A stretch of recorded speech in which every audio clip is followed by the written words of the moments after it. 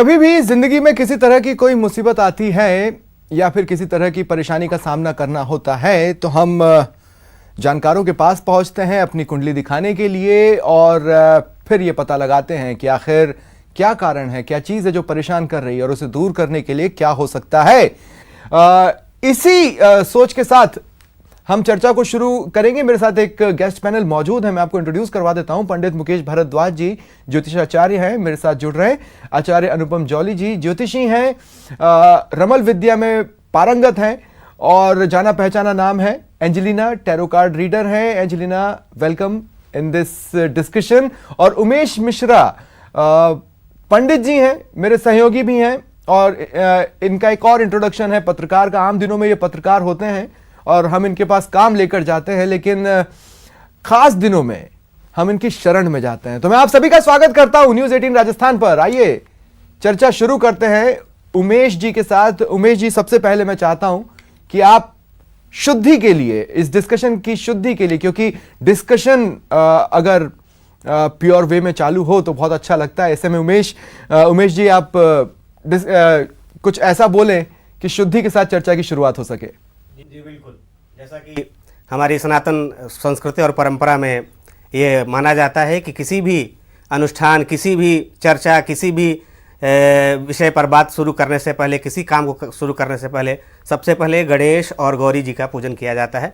सुमुखश्चैकदन्तश्च कपिलो गजकर्णकः लंबोदरश्च विकटो विघ्ननाशो विनायकः धूम्रकेतुर्गणाध्यक्षः भालचंद्रो गजाननः द्वादशैतानि नामानि या पठेत शृणुयादपि विद्यारंभे विवाहे च प्रवेशे निर्गमे तथा संग्रामे संकटे चैव विघ्नस्तस्य न जायते।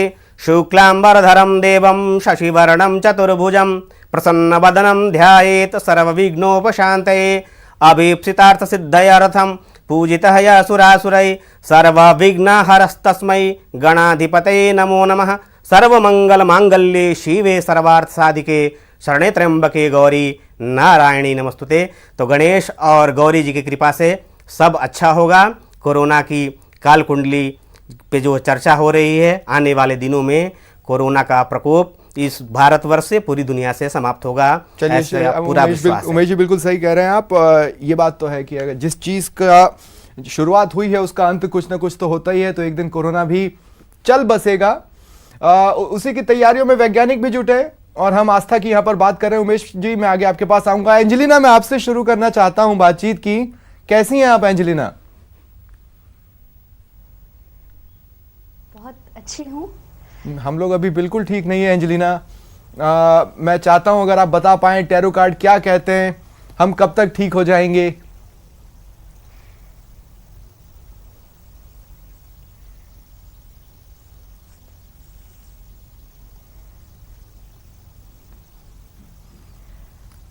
हम लोग ज़्यादा समय नहीं लग रहा है हमें, मतलब कोरोना वायरस जल्द से जल्द ठीक होता हुआ आ रहा है और डिवाइन एंजल्स और सब हमें बहुत सपोर्ट कर रहे हैं। एंजेलिना, मैं बताना चाहता हूं अपने व्यूवर्स को, अपने दर्शकों को कि एंजेलिना एक टैरो कार्ड रीडर हैं और वो टैरो कार्ड को देखकर ये बता रही हैं कि भविष्य में क्या हो सकता है। एंजेलिना, कौन सा कार्ड निकला था? Fairies archangel Raphael heal away addiction. अब देखिए जो कहानियां हैं उसमें आर्चेंगल और ये जो रफाएल का आपने नाम लिया, ये तो लिटरली फेरीज में गिने भी जाते हैं। इससे प्रिडिक्शन क्या है? ये कहते क्या है? ये कार्ड क्या कहता है? ये कार्ड्स कह रहे हैं मतलब ये हमारी इंडिया को, यानी कि वर्ल्ड को ये हील कर रहे हैं और जल्द से जल्द हमारे फ्यूचर को कोरोना फ्री कर रहे हैं, जल्द से जल्द। देखिए, मैं एक बात यहाँ पर कहना चाहता हूँ कि हम बचपन से ये सुनते आए हैं और बचपन से ये कहते भी आए हैं। जब हम छोटे थे तब भी ये कहते थे। ये अपने आप में एक अजीब सी बात है कि बच्चे मन के सच्चे। बड़े होकर ये समझ में आया नहीं, दरअसल बच्चे ही मन के सच्चे। और एक बच्चे के मुंह से निकली बात ऊपर वाला जरूर सुनता है। एंजेलिना काफ़ी छोटी हैं और इसलिए उनकी बात गारंटी है ऊपर वाले तक पहुंचेगी, इस बात की तो हम गारंटी ले सकते हैं। पंडित मुकेश भारद्वाज जी, कई बार आपसे बातचीत हुई है, कई बार आपसे मैंने स्क्रीन पर मुलाकात की है। मैं शुरुआत में एक उदाहरण दे रहा था कि अगर जिंदगी में किसी तरह की प्रॉब्लम्स आती हैं तो हम कुंडली खंगालने की कोशिश करते हैं। तो ऐसे में मैं जानना चाहता हूं वो कौन से ग्रह, नक्षत्र या योग बने जो इन दिनों का सामना करना पड़ा। देखिए, ये बहुत महत्वपूर्ण बात थी। हमने जब पिछली बार बातचीत की थी तो हम बात कर रहे थे 26 दिसंबर को। हाँ। 26 दिसंबर को एक सूर्य ग्रहण था और कुछ 6 ग्रह एक साथ थे उस सूर्य ग्रहण के समय। उस स्थिति के अंदर ये जो कोरोना वायरस का जो बीज पड़ा, जिसको हम कहना चाहिए कहाँ से ही विपदा शुरू हुई, प्रकृति में कहाँ से आई, ये वो पहला दिन था। हमने अपनी बातचीत में इसकी एक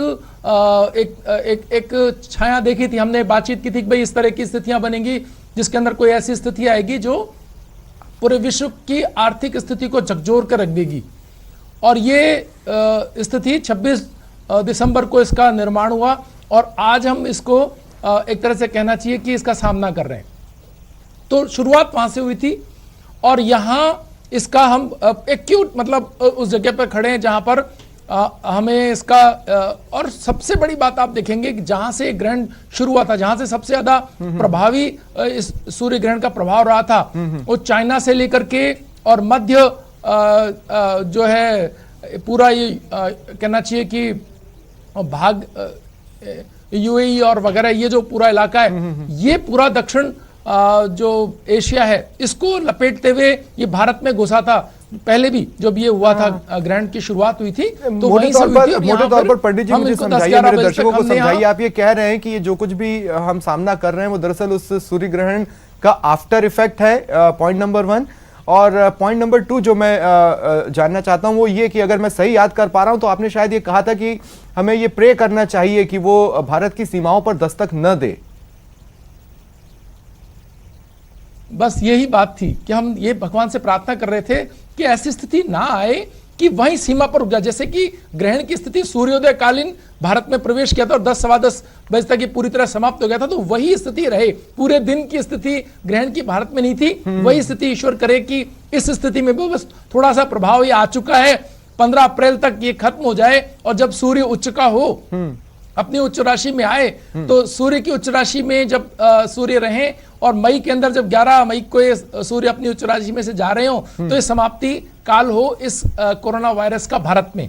बाकी ये वायरस एक ऐसा है, जैसा कि हम सब जानते हैं कि कोई भी अगर स्थिति आ जाती है एक बार तो हमेशा के लिए, जैसे मलेरिया आ गया तो वो हमेशा के लिए प्रिकॉशन ही हमें रखने पड़ेंगे, टीके इजाद होंगे, सारी चीजें होंगी।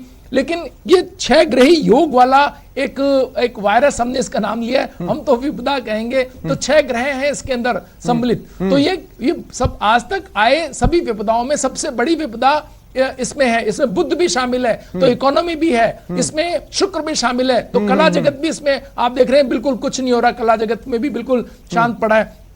इसमें आप देखें कि बृहस्पति शामिल है तो धन का प्रवाह बिल्कुल रुक गया है। इसके अंदर शनि शामिल है, टेक्नोलॉजी यानी सारे कारखाने बंद हैं। इसके अंदर केतु शामिल है यानी पॉलिटिक्स एक तरह से रुक गई है, सारे संसद भवन और जितने भी जो पॉलिटिकल एक्टिविटीज हैं वो सब रुक गई हैं। तो ये और न्याय भी रुक गया है, यानी कि न्यायालय भी अब बहुत ही जरूरी न्याय कर रहे हैं। तो एक तरह से ये 6 ग्रह कुछ कोर्स तो अपना समय भी घटाया, लेकिन जितनी मेरी जानकारी है या जितना मैं पंडित जी समझ पाता हूं कि बुरे दिन आते हैं, कुछ समय के लिए रुकते हैं और फिर उजाला होता है और वो थोड़ा लंबा चल जाता है। उसके लिए क्या उपाय हो सकते हैं या वो किस ग्रह नक्षत्र किस ओर इशारा कर रहे हैं, इसे लेकर मैं इस पर आगे आपके पास आऊंगा।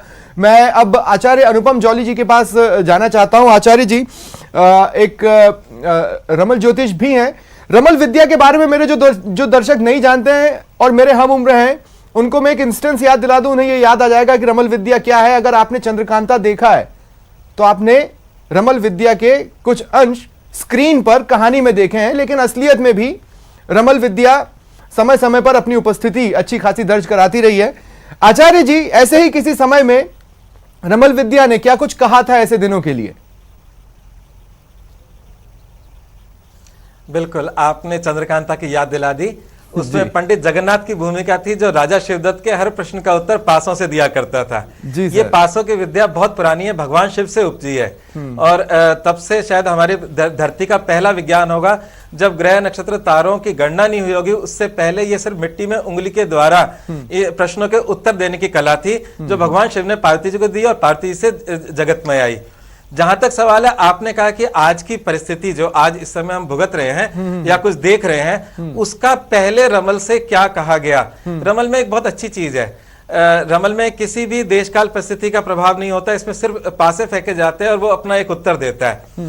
तो ऐसे ही जब हम लोगों ने इस साल का उत्तर चाहा, तो उस चाहने के लिए जब मैंने पासे फेंके, मैं पासे भी आप लोगों को दिखा देता हूं, इस प्रकार पासे होते हैं। इन पासों के अष्टधातु के पासे होते हैं और एक लोहे की रोड में 4 पासे, दूसरी लोहे की रोड में 4 पासे होते हैं। इन दोनों से मिलकर ये 8 पासों के 2 पासे बनते हैं। और इसको हम अपने इष्ट को ध्यान में करके या पासों की सिद्धि मंत्र के बाद इसे फेंकते हैं, तो कुछ ना कुछ उत्तर जरूर मिलता है। तो मैं आपको शब्दशः पढ़ के बताता हूं। कब्जुल खारिज नाम का शक्ल बना था।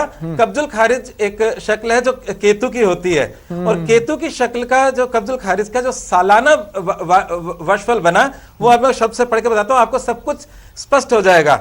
इसके अनुसार इस वर्ष जनता की मानसिक स्थिति में उतार चढ़ाव बना रहता है। शासक वर्ग भी क्रूर निर्णय ज्यादा लेता है, जिससे असंतोष का वातावरण बना रहता है। चोर व नीच लोगों का बोलबाला रहता है। प्राकृतिक आपदाएं भी बनी रहती है। मौसम में भी अनिश्चितता बनती है। गर्मी में अत्यधिक गर्मी और बारिश में अत्यधिक बारिश का सामना प्रदेशवासियों को करना पड़ता है। घरों में कलह व बात बात पर मुकदमों की अधिकता रहती है। जहरीले कीट, पतंगे, वायरस व जानवरों की वजह मौतों में परिवर्तित होती है। उक्त फलों की अधिकता देश के बहुत संसार के कई हिस्सों में होती है। तो ये जो ये मेरी लिखी पुस्तक है रमल पर, तो इस पुस्तक के अनुसार जो इस शक्ल का मैंने वर्णन किया, ये इस पर वर्ष की शक्ल बनकर आया था जिसका हमने पढ़ा। उसके अंदर कहीं ना कहीं वायरस या कीट पतंगों के द्वारा प्रकोप, तो हमने शुरुआत में टिड्डी दल का प्रकोप भी देखा हमारे यहाँ पर, और अब हम वायरस का प्रकोप देख रहे हैं। आचार्य जी, एक बात मैं कहना चाहता हूं कि अमूमन जो धर्मशास्त्री या ज्योतिषाचार्य होते हैं, जब वो समाज पर या दुनिया में आने वाली विपदा की बात कर रहे होते हैं, तो उनके स्वर में एक चिंता का भाव होता है। आपके स्वर में चिंता का भाव नहीं था, यानी आपने इसके आगे भी कुछ अच्छा देखा है। निश्चित रूप से जहां तक सवाल है इस मतलब समस्या का, समस्या आती है और जाती है, और इसके लिए मैंने नहीं, हमारे दुर्गा सप्तशती के अंदर बहुत ही अच्छा मंत्र दे रखा है। और वो मंत्र कहता है कि हर महामारी को दूर करने का मंत्र है, और आप सबने अनेकों बार सुना होगा, जयंती मंगला काली भद्र काली कपालिनी दुर्गा क्षमा शिवा धात्री स्वाहा स्वदा नमोस्तुते। इस मंत्र के अनुष्ठान करने से भी बहुत सारी बीमारियों का प्रकोप खत्म होता है। दुर्गा सप्तशती में इसे कहा है कि महामारी को के नाश हेतु इस मंत्र का प्रयोग करें। जहां तक सवाल है, आपने कहा कि इसका आगे का कुछ अच्छा देखा होगा, निश्चित रूप से देखा है। बिल्कुल बिल्कुल आचार्य जी, लेकिन मैं रोक रहा हूं, मैं आपको रोक रहा हूं। देखिए, मुझे दर्शकों को टीज करना बिल्कुल नहीं पसंद है, लेकिन फिर भी मैं चाहता हूं कि ये जो हमने अच्छा देखा है आगे, वो थोड़ी देर में हम लेकर आते हैं, क्योंकि उसका रीजन ये है कि उससे ठीक पहले जब कभी भी अच्छे की शुरुआत होनी होगी, कोरोना की वजह से हम बहुत कुछ भूले हैं। मुझे याद नहीं पड़ता कि आज मुझे देखने वाले मेरे कितने दर्शकों को याद है कि इस महीने आने वाले दिनों में नवरात्र भी शुरू होंगे। बहुत से लोगों के दिमाग से ये बात निकल गई थी, मेरे भी दिमाग से ये बात निकल चुकी थी, लेकिन मेरे सहयोगी पंडित उमेश मिश्रा ने मुझे ये बात याद दिलाई थी। उमेश, आपने कहा था कि जल्द ही नवरात्र भी शुरू होने वाले हैं। क्या कुछ आपने पाया या क्या कुछ आपने समझा कोरोना की स्थिति और आने वाले नवरात्र को लेकर? जी बिल्कुल, देखिए 25 मार्च को जो कि दिन बुधवार है, उस दिन हमारा नया संवत्सर 2077 विक्रम संवत्सर शुरू हो रहा है। और विक्रम संवत्सर शुरू होने के पहले दिन से ही साल का पहला नवरात्र, विक्रम संवत का पहला नवरात्र शुरू होता है, जिसे चैत्री नवरात्र या वासंतीय नवरात्र कहते हैं। तो ये 25 मार्च से शुरू हो रहा है, और उस दिन सबसे बड़ी बात जो है, दिन बुधवार है। तो देवी भागवत में बताया गया है कि जिस दिन पहला नवरात्र का जो पहला दिन होता है, जिस दिन कलश स्थापना होती है, जी। उस दिन जो वार पड़ता है, सोमवार, मंगलवार, बुधवार, गुरुवार, उसके अनुसार माँ की जो सवारी होती है वो अलग अलग हो जाती है। वैसे तो माँ का वाहन सिंह है, लेकिन नवरात्र के दिनों में अलग अलग दिनों में माँ जो हैं अलग अलग सवारियों पर होकर आती हैं। कहा गया है कि शशि सूर्य गजारूढ़ा शनि भौमे तुरंग में गुरौ शुक्रे च दोलायाम बूधे नौका प्रकृतिता। यानी कि सोमवार और रविवार को जब प्रथम पूजा होती है, प्रथम दिन की पूजा होती है, कलश स्थापना जिस दिन होती है, तो माँ जो है वो हाथी पर सवार होकर आती हैं। शनिवार और मंगलवार को कलश स्थापना का अगर दिन रहता है, पहला दिन होता है, तो माँ का वाहन घोड़ा होता है। वैसे ही गुरुवार या शुक्रवार को अगर कलश स्थापना होती है तो माँ डोली पर चढ़कर आती हैं, और बुधवार के दिन कलश स्थापना होने पर माता नाव पर सवार होकर आती हैं।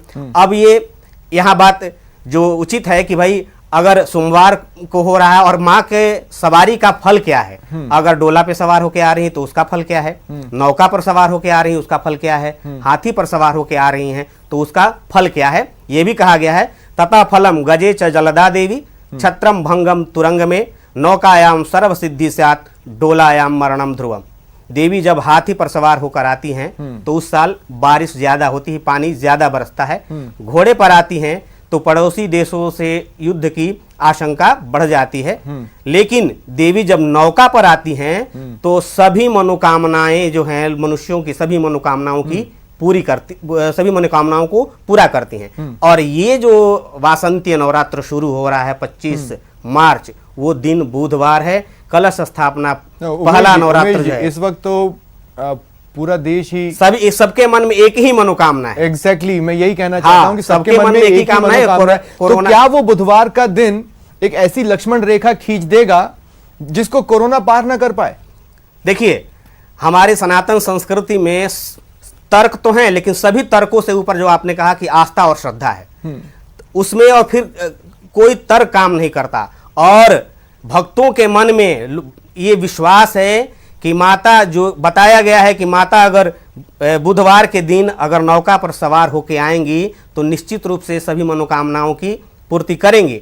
और मेरा विश्वास है कि ये आस्था और श्रद्धा जो भक्तों की अपने माँ के ऊपर है, माँ उसे अवश्य पूरा करेंगी। और मैं ये आपको विश्वास दिलाता हूँ कि 25 मार्च के बाद स्थितियाँ बदलेंगी और ये कोरोना जो दहशत बनकर पूरी दुनिया पे छाया हुआ है वो धीरे धीरे समाप्त होगा। चलिए, बिल्कुल। मेरे दर्शकों को भी कुछ शब्दों से अंदाज़ा हुआ होगा कि उमेश जी पंडित तो हैं ही, पत्रकार भी हैं।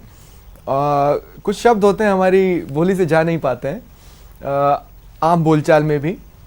एंजेलिना, मैं आपके पास आ रहा हूं। और एंजेलिना, मैं जानना चाहता हूं कि ये जिस तरह के हालात हैं, आप जब भी टीवी चालू करेंगे और न्यूज़ चैनल पर आएंगे तो हम तो आपको कोरोना ही दिखा रहे होंगे, तो आपके मन में भी तो कभी कुछ सवाल उठा होगा और आपने बैठे बैठे कोशिश की होगी कि चलिए मैं एक कार्ड उठा के देखती हूँ, मेरे सवाल का क्या जवाब मिलता है।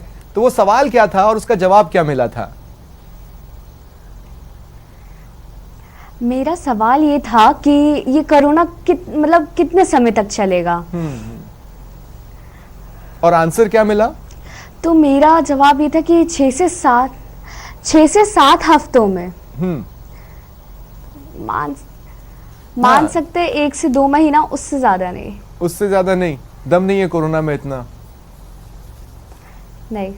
हाँ, इस देश में तो दम नहीं नहीं है, इसमें कोई शक नहीं है। एंजेलिना, एक सवाल मैं भी पूछना चाहता हूं कि अब देखिए कई जगहों पर परीक्षाएं कैंसिल हो रही हैं, कई जगहों पर आने जाने के जो चीज़ें हैं, कुछ जगहों पर बसेस रोकी गई हैं, कुछ जगहों पर ट्रेन्स लगभग खाली हो गई हैं, फ़्लाइट्स को रद्द करना पड़ रहा है। ऐसे कई इंडियंस हैं जो इंडिया के बाहर हैं और वतन वापसी का इंतज़ार कर रहे हैं। पिछले कुछ सालों में एक बहुत कुछ शब्द थे जो प्रचलन में आए थे कि अच्छे दिन आने वाले हैं। मैं ये कहना चाह रहा हूँ कि क्या आप एक कार्ड उठाकर ये बता सकती है कि चीज़ें पटरी पर कब लौट आएंगी, यानी चीज़ें ऑल राइट फुल्ली फंक्शनिंग कब हो जाएंगी? मैं निकाल रही हूँ जी, एक सेकेंड। और बताइएगा जरूर कार्ड क्या निकला और उसका प्रेडिक्शन क्या कहता है। ये पास्ट का है, आर्चिल मिखेल। और प्रेजेंट का तो पास्ट लाइफ इशू बोल रहे हैं, बट कार्ड का नाम है। आप कार्ड दिखा सकते हो Angelina? Can you show us the card? हाँ श्योर, हाँ श्योर। आप बस उसको उठा दीजिए, कैमरे पर आ जाएगी उसकी तस्वीरें। आपने अभी कौन सा कार्ड निकला था हमारे सवाल पर? ये अभी वाले जो आपने क्वेश्चन पूछा है उसके जवाब है। हाँ बताइए। तो इसके हिसाब से एक सेकेंड, देखिए मेरे जो टीम में मेंबर्स हैं से कि ये वो आके उसको लगा देंगे। एंजेलिना हाँ, आप बहुत जारी जल्द रखें। ठीक है, मतलब सब कुछ बहुत जल्द सही हो रहा है। बस थोड़े जो इश्यूज आ रहे हैं हमारे टाइमिंग में, तो वो थोड़ा प्रॉब्लम क्रिएटिंग है। ओके एंजेलिना रिलैक्स, आपके पास बैठे हैं आचार्य जी। मैं चाहता हूं आप एंजेलिना को रिलैक्स कर दें। मेरे जो सहयोगी हैं वहां पर मौजूद हैं, वो आकर उनको ईयरपीस लगा देंगे। देखिए टेक्निकल चीजें हैं, या आम दिनों में हमें भी सामना करना पड़ता है। हमें भी कोई कमांड्स देता है जो इस तरह एक हमारे कान में हम इसको लगा के रखते हैं ताकि हमें भी कमांड्स मिल जाएं, हमें भी वो चीज़ें सुनाई दे जिनसे हम बातचीत कर रहे हैं, और हम जो बोलें वो उन तक पहुँचे। उसी का एक रूप है, और लाइव में इस तरह की चीज़ें हो जाती हैं। पंडित मुकेश भारद्वाज जी, अब मैं आपके पास आ रहा हूं जहां पर आपसे बातचीत रुकी थी। ग्रह नक्षत्रों की गणना क्या कहती है आगे के लिए? आगे के लिए ये है कि अगर केवल हम स्वास्थ्य के मुद्दे पर देखते हैं, केवल हेल्थ देखते हैं, तो 21 जून एक ऐसी डेट है जिस दिन ये सब भारत में रुकने की पूरी संभावना जताती है। ठीक है, यहां आते आते लगभग हर चीज सामान्य हो जाए। अगर नहीं हुई तो फिर की कल्पना तो हमें नहीं करनी चाहिए, लेकिन 21 जून एक ऐसी डेट है जहां पर इसे समाप्त होने के पर्याप्त हमारे पास ज्योतिषीय आकलन है कि यहां पर एक और सूर्य ग्रहण आ रहा है 2020 के अंदर 21 जून को। इस दिन ये जो वहां से शुरू हुआ था, एक सूर्य ग्रहण से शुरू होकर दूसरे सूर्य ग्रहण पर यह समाप्त होता हुआ दिखाई दे रहा है। इतना बड़ा हो जाना इसका, छोटे मोटे तौर पर तो ये इसका एक टीका विकसित हो जाएगा और वो सबको लगता रहेगा। ये एक अलग प्रक्रिया हम कह सकते हैं कि शुरू हो जाएगी, लेकिन इसके बाकी इफेक्ट जो है आर्थिक जगत पर, अन्य चीजों पर, वो तो बहुत वो नहीं लग रहा है कि मार्च 2021 से पहले उसमें कोई राहत आती हुई नहीं दिखाई दे रही है। ये बहुत महत्वपूर्ण ढंग से पंडित जी ये जो सिचुएशन आ गई है, थोड़ा सा क्लैरिफिकेशन चाहता हूं मैं, थोड़ा सा इस बात को समझना चाहता हूं जो आपने कहा 21 जून से चीजें पटरी पर लौटने लगेंगी। कई तरह के हालात होते हैं जिसमें जिंदगी को पटरी पर लौटने में समय जरूर लगता है, लेकिन जिंदा दिली से वो चीज जल्द भी हासिल की जा सकती है। लेकिन 21 जून वो डेट है जहां से चीजें पलटेंगी, हालात पलटेंगे, ये आप कह रहे हैं? जहां से खत्म हो सकता है ये सारा, ये जो सारा है ये समाप्त हो सकता है। इसके बाद की जिंदगी बिल्कुल नॉर्मल की तरफ हम जा सकते हैं उस 21 तारीख वाले सूर्य ग्रहण के बाद। एक तो बात है ये तो है स्वास्थ्य के मुद्दे पर, लेकिन अगर हम आर्थिक बात करें इसकी तो वो फिर वो जा रहा है मार्च 2021 पर। अच्छा, आर्थिक फ्रंट पर आर्थिक फ्रंट पर वैसे भी मुश्किलें तो देश उसका सामना कर ही रहा है। इकोनॉमिक क्राइसिस की बातचीत लगातार हो ही रही है, उसे ये और गहराएगा। उसकी कोरोना की वजह से वो और गहरा रहा है, लेकिन ये एक आप अच्छी बात बता रहे हैं कि वो मार्च 2021 तक आते आते संभल सकता है। तो देखिए, मुझे दो चीजों के जवाब एक साथ मिले, एक तो कोरोना के भी और इकोनॉमिक फ्रंट के भी। मैं आगे भी बातचीत जारी रखूंगा, लेकिन फिलहाल एक छोटे से ब्रेक का यहां पर वक्त हो रहा है। आप सभी मेरे साथ बने रहे, हम जल्द हाजिर हो रहे हैं और ब्रेक के उस पार हम ये जानने की कोशिश करेंगे कि ज्योतिषाचार्य कह रहे हैं 21 जून, क्या अन्य विद्या भी इस डेट के आसपास चीजों को सपोर्ट कर रही है? क्योंकि अगर ऐसा है तो हम मुस्कुराते हुए इस बुलेटिन को क्लोज करेंगे। तो फिलहाल एक ब्रेक के लिए रुक रहे हैं, जल्द हाजिर होते हैं। ब्रेक के बाद एक बार फिर आप सभी का स्वागत है। देखिए, ब्रेक पर जाने से पहले पंडित उमेश मिश्रा जी ने यह कहा था कि नवरात्र के पहले दिन यानी बुधवार से अच्छे समाचार मिलना शुरू हो सकते हैं, क्योंकि समस्त मनोकामनाओं को पूर्ण करने वाले वाहन में सवार होकर माता नवरात्र में एंटर कर रही हैं। इसके बाद पंडित मुकेश भारद्वाज जी ने बताया था कि 21 जून से चीजें पटरी पर लौटना शुरू कर देंगी, यानी अच्छे दिन आने वाले हैं 21 जून से। इंटरेस्ट दरअसल इस बात का मुझे था कि रमल विद्या इसे लेकर क्या कह रही है, वो कौन सी डेट दे रही है। आचार्य जी, मैं आपके पास आ रहा हूं। आचार्य अनुपम जी, उस समय आपने बताया था जब ब्रेक से पहले आपसे चर्चा हो रही थी कि बहुत शुभ भी रमल विद्या ने देखा, वो क्या है?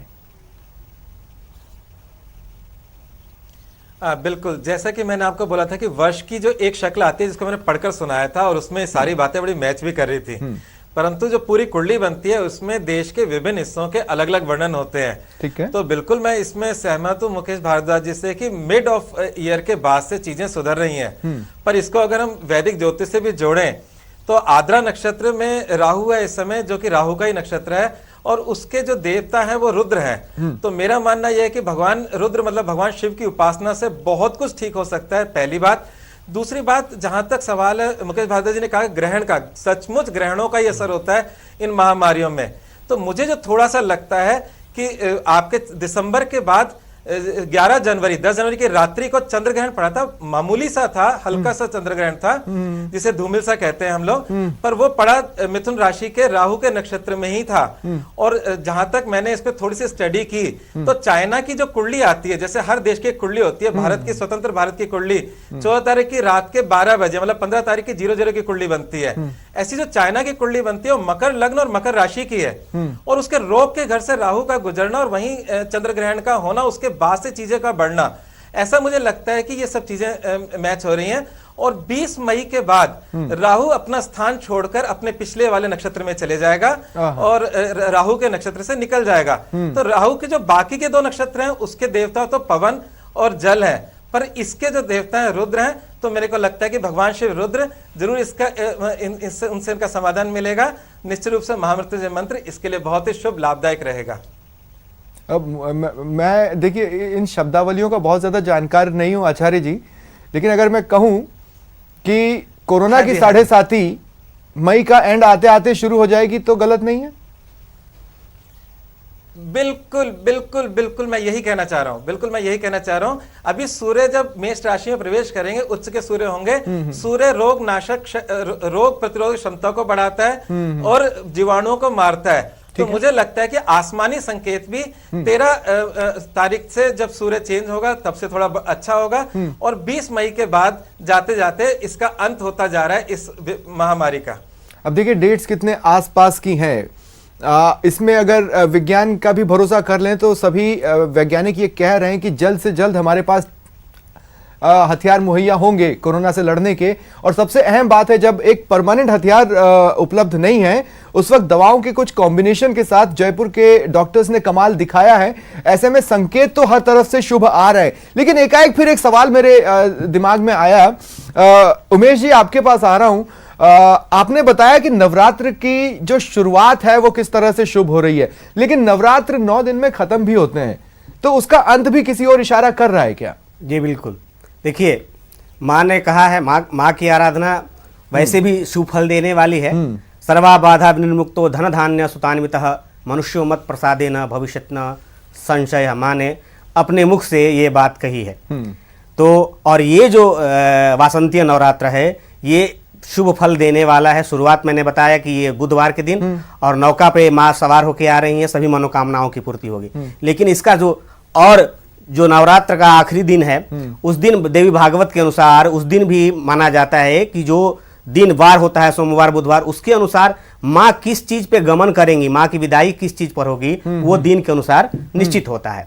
और इस बार जो है 2 अप्रैल को रामनवमी है, नवरात्र का अंतिम दिन है। तो जो बताया गया है कि शशि सूर्य दिने यदि सा विजया महिषागमने रुजशोकया, शनि भौम दिने यदि सा विजया चरणायुधा यानी करा विकला, बुध शुक्रे दिनी यदि सा विजया गजवाहन या शुभ वृष्टि करा, सुरराज गुरु यदि सा विजया नर वाहन सा शुभ सौख्य करा। इसका अर्थ ये हुआ कि गुरुवार के दिन 2 अप्रैल को गुरुवार है और गुरुवार के दिन अगर माँ का गमन होता है तो वो नर वाहन यानी शव पर गमन होता है। और शव पर जब माँ का गमन होता है तो पूरे संसार में सुख और शांति की वृद्धि होती है। रविवार सोमवार को देवी भैंसा की सवारी से जाती हैं तो देश में रोग और शोक बढ़ता है। हो सकता है कि जो पिछले नवरात्र माघ में गुप्त नवरात्र पड़ा था, जैसे 4 नवरात्र हमारे साल भर में माने जाते हैं, 2 उदय नवरात्र होते हैं और 2 गुप्त नवरात्र। जो उदय नवरात्र चैत्र और बसंतीय नवरात्र और शारदीय नवरात्र ये उदय नवरात्र होते हैं, और माघ और आषाढ़ महीने के में जो होते हैं वो गुप्त नवरात्र होते हैं। तो ये जो अभी कोरोना रूपी महामारी पूरी दुनिया में फैली हुई है, ये भी माँ का प्रकोप हो। माँ पिछले नवरात्र में किस वाहन पे आई और किस वाहन पे गई, लेकिन इस बार जो नवरात्र है आगमन तो शुभ है ही, और जो गमन है वो गुरुवार को है नर वाहन पे, जो कि सबसे ज्यादा शुभ माना जाता है।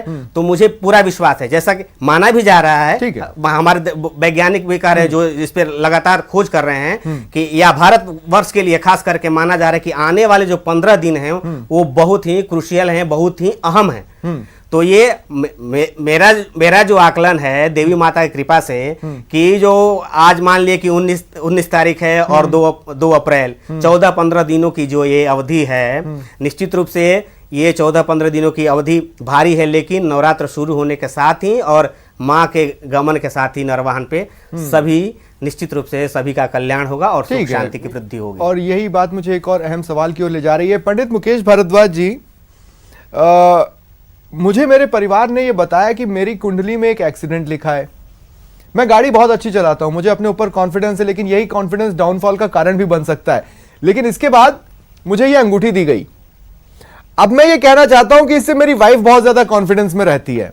तो मैं ये इंस्टेंस बताने के पीछे जो रीजन है, तो पंडित मुकेश भारद्वाज जी, जो मैं कहना चाह रहा था वो दरअसल ये है कि कुछ एड ऑन चीजें होती हैं जो कॉन्फिडेंस देती है। जागरूकता तो है ही, अब लोगों ने हाथ धोना शुरू कर दिया है, लोगों ने सैनिटाइजर यूज करना शुरू कर दिया है, मास्क पहनना शुरू कर दिया है, भीड़ से भी बच रहे हैं।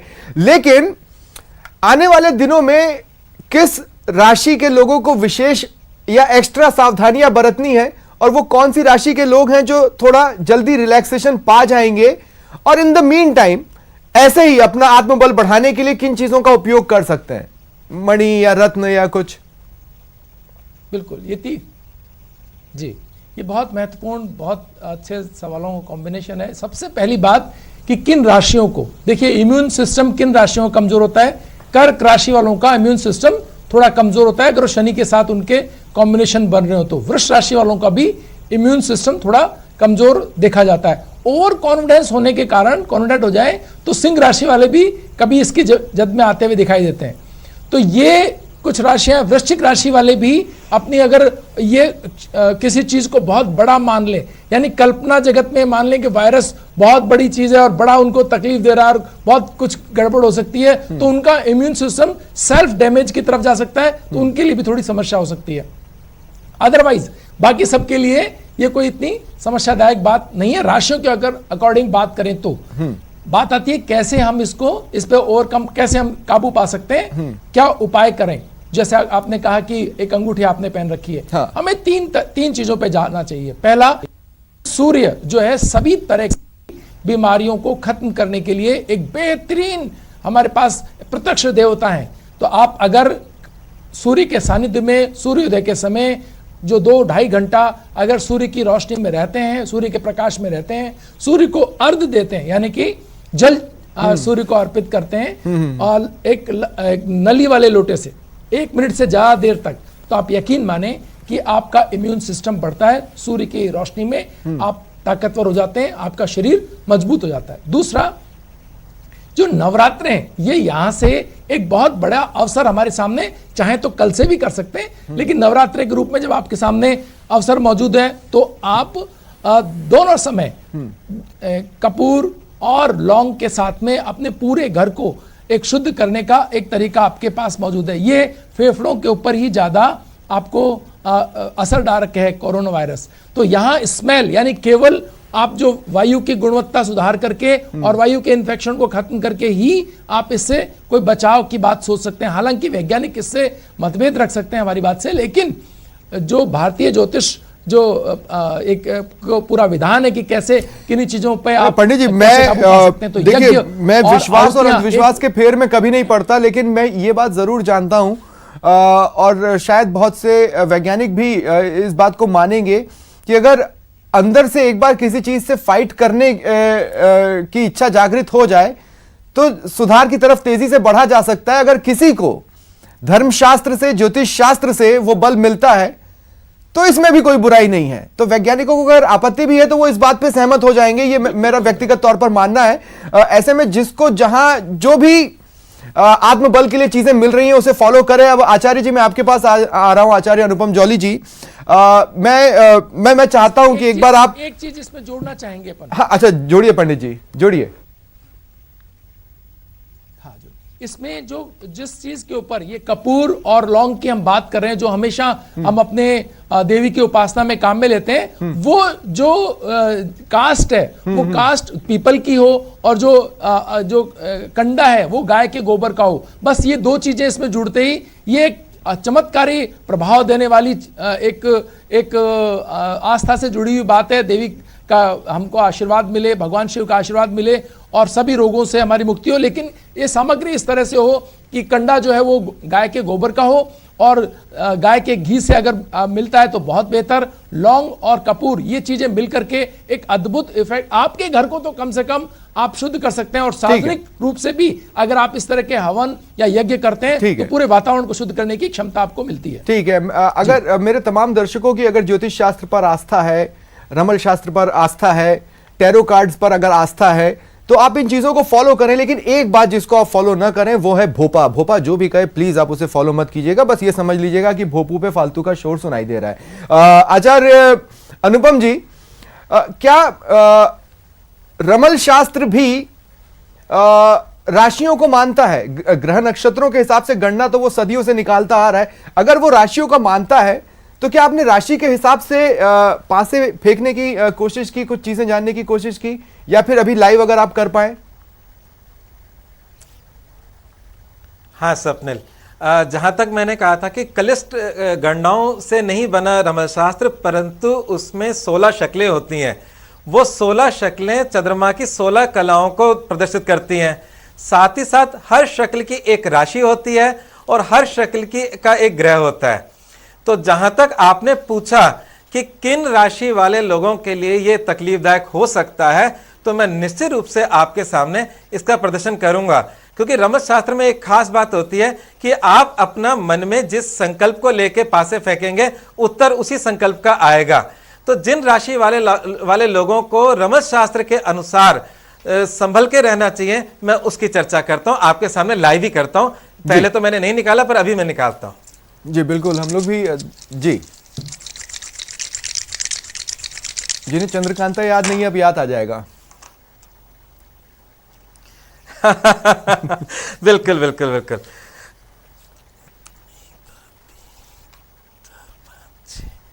एक तो मिथुन राशि वाले, मिथुन राशि वाले लोगों के लिए थोड़ा बहुत कष्टकारी हो सकता है रमल के अनुसार। मिथुन राशि वाले लोगों को इस समय केयरफुल रहना चाहिए। मिथुन राशि के अलावा अगली राशि भी बात करता हूं।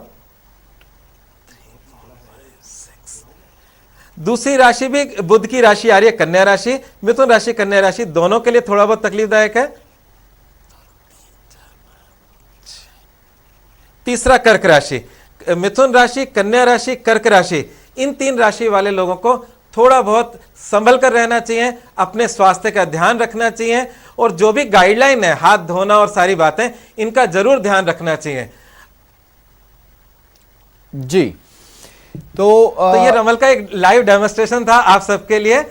सर डेमोन्स्ट्रेशन क्या था सर? आंसर था सर, क्योंकि फिलहाल तो लोग जवाब ही तलाश रहे हैं और डेमोन्स्ट्रेशन तो अन्य भी तरीके हैं। आजकल यूट्यूब पे बहुत से डेमोज दिख रहे हैं, लेकिन मसला वही है कि न्यूज़ 18 राजस्थान की स्क्रीन पर लोगों को एक ये कंफर्मिटी होती है कि जो हम चीजें दिखा रहे हैं कम से कम वो असली है।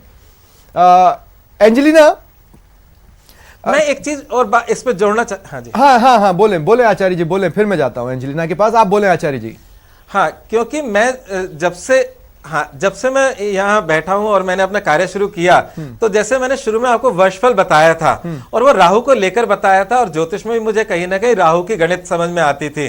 तो उसी प्रकार से 2020 का जो मूलांक बनता है वो भी 4 बनता है और वो भी राहु का बनता है। और राहु कहीं ना कहीं अफवाहों का भी बाजार गर्म करता है, तो राहु कहीं ना कहीं इन्फेक्शन का भी स्थिति पैदा करता है। तो कहने का मतलब यह है कि राहु का अगर हम उपचार करें तो इस समस्या से निजात पा सकते हैं। और वैदिक ज्योतिष में हमारे कहीं ना कहीं राहु को दुर्गा से और केतु को गणेश जी से जोड़ा है। तो जैसे मैंने शुरू में महामारी का दुर्गा सप्तशती का मंत्र दिया था, इस प्रकार के मंत्रों के साथ जैसा मुकेश भारद्वाज जी ने कहा है कि कुछ चीजों की आहुति अगर हम गाय के कंडे में गाय के घी के द्वारा डाली जाए तो उस मंत्र के द्वारा उसकी आहुति डालें, और अगर वो आहुति सूर्योदय और सूर्यास्त के वक्त की जाए तो आप अपने घर को बहुत हद तक प्रोटेक्ट कर लेंगे। ठीक है। मैं एंजेलिना आपके पास आ रहा हूं। एंजेलिना, मैं अगर एक क्वेश्चन पूछूं तो आप टैरो कार्ड के जरिए बता सकते हैं कि आप तभी उसका कुछ आंसर दे सकते हैं, राइट एंजेलिना? जी। एंजेलिना, आप मोबाइल यूज करती हैं? हाँ जी। आप देख रहे हो उसमें किस किस तरह के मैसेजेस आ रहे हैं। मैं र्यूमर्स की तरफ इशारा कर रहा हूं, मैं उन लोगों की तरफ इशारा कर रहा हूं जो व्हाट्सएप पर एक के बाद एक मैसेज दे रहे हैं।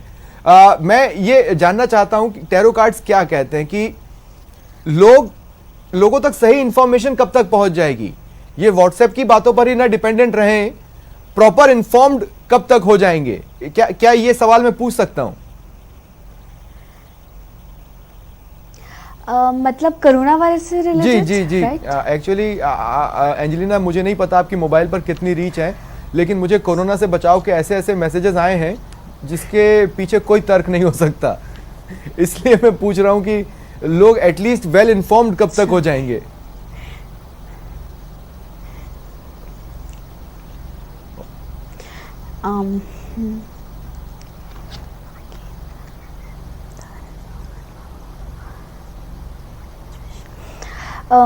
हमें मतलब एक तरीके से सपोर्ट एंड हेल्प मिल रही है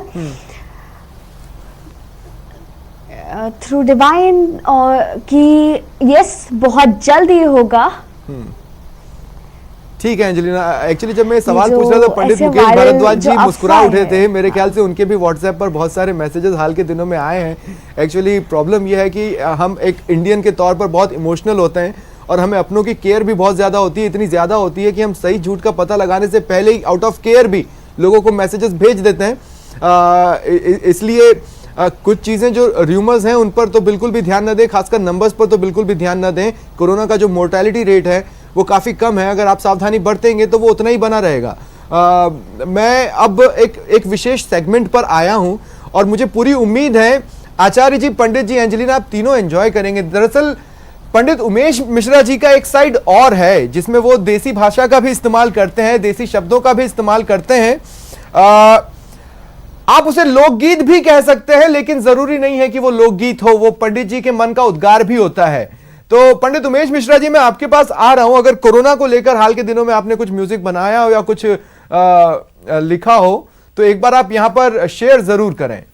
देखिए, बात सही है। मैं जो चर्चा के विषय रहते हैं उस पर मैं बनाता रहता हूं, लेकिन ये भी इस बार कोरोना के जो समाचार हैं और उस पर इतना काम ज़्यादा हो रहा है कि फ़िलहाल तो ऐसा कोई मुझे मौका नहीं मिला है। लेकिन मैं ये कहूँगा कि जो नवरात्र आ रहा है, मैं हूँ चपल चंचल सदा अज्ञान सागर में पड़ा, पर एक संबल है मुझे, मैं तो शरण तेरी खड़ा।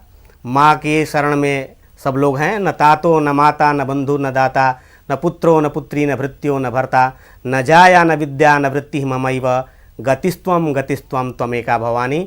तो माँ भवानी जो हैं, माँ दुर्गा ही हमारी गति हैं और माँ की शरण सबका कल्याण करेगा। मैं इतना कहना चाहता हूँ फिलहाल। बिल्कुल। और अब देखिए, ये कहा जाता है कि पूत कपूत सुने हैं लेकिन माता सुनी न कुमाता, और पुत्रो जायता क्वचिदपि कुमाता न भव। हाँ पंडित जी, और सबसे बड़ी बात है फिर ये तो माँओं की माँ है, जगत जननी है, उन्हीं से उम्मीदें हैं। हम ही कपूत साबित हो सकते हैं सावधानी न बरत कर या कुछ और कर। लेकिन माता सबकी रक्षा करे, यही उम्मीद है। और क्या कुछ किया जा सकता है, क्या शास्त्र कह रहे हैं। कल हमने धर्मशास्त्र के नजरिए से जागरूकता फैलाने की कोशिश की थी, आज हमने ये कोशिश की है कि साइंस को तो आप सुने ही, दिन भर हमने आपको सुनाया, लेकिन अगर आपको इनसे भी संबल मिलता है तो इसको भी सुने, हो सके तो फॉलो करें। और सबसे अहम बात यही है कि देखिए, खुशखबरियां आपका इंतजार कर रही हैं। साइंस भी यही कह रहा है, ज्योतिष शास्त्र भी यही कह रहा है, रमल विद्या भी यही कह रही है, टैरो कार्ड्स ने भी यही रीड किया है कि बहुत जल्द अच्छे दिन आने वाले हैं। आप सभी का बहुत बहुत शुक्रिया मेरे साथ जुड़ने के लिए और आज इस चर्चा में शामिल होने के लिए। तो ये थी कोरोना की काल कुंडली, जो राज उगल चुकी है। फिलहाल इतना ही, नमस्कार। तो कोरोना की काल कुंडली आपने देखी, कोरोना की काल कुंडली कह क्या रही है और कब वो बाय बाय हो जाएगी, ये हमने देखा। फिलहाल इतना ही, दीजिए इजाजत, नमस्कार।